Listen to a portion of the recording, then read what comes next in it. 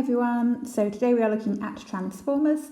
There really isn't much to know in A2 transformers in comparison to GCSE, so I'm hoping that this is just really a reminder for you. Obviously I don't expect you to remember it from GCSE, but hopefully whilst I'm going through you'll start thinking, oh yes, I know that. So if you can please title and date, it's obviously not the 6th of September 2019, so yes. Lovely. So the basic bit of a transformer, which you do need to know, you have a primary coil.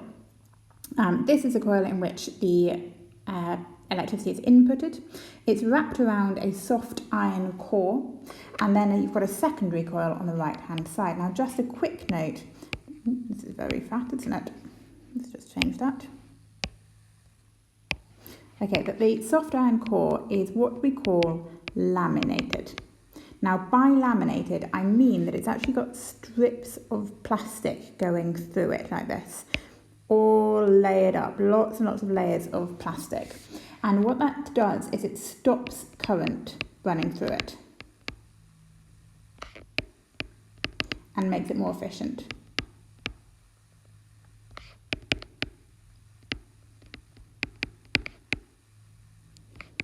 Because if you remember, high current, generates heat, loses that energy. And then on the right hand side, as you know, you've got a secondary coil where the output comes.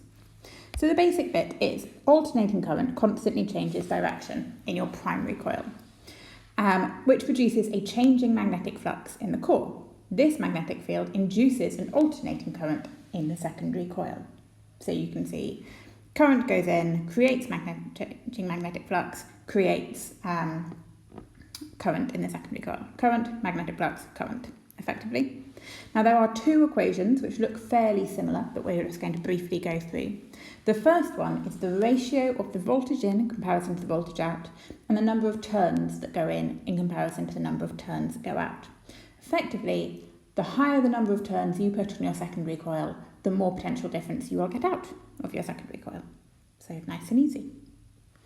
The next equation comes from the PIV equation, power equals current times potential difference. Now, we will assume that most transformers are 100% efficient. They will tell you if they are not. But if that is the case, then the power we are inputting must equal the power we get out. And so the current times the voltage in the primary coil must equal the current times the voltage in the secondary coil. So if you increase the voltage, you're therefore going to decrease the current to go alongside it.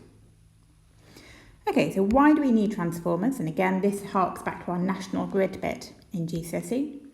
Current flowing through the wires causes them to get hot and energy is lost. Keeping the current low and the voltage high means the electricity can be transported long distances without losing too much energy. Now, an equation that's often thrown around here is power lost, equals I squared R. Now, you can see that power that is lost is so reliant on the current because of that squared. If you make current too big, you will lose an awful lot of power. So keep that equation in mind if you ever come across these questions. And so this is just how it fits into a national grid, really. You have a power station here, you've got a step-up transformer taking it along the grid lines, you've then got a step-down transformer going into our homes or factories. And that's it. So if you join me on Zoom and we'll do some questions together. Thanks everyone.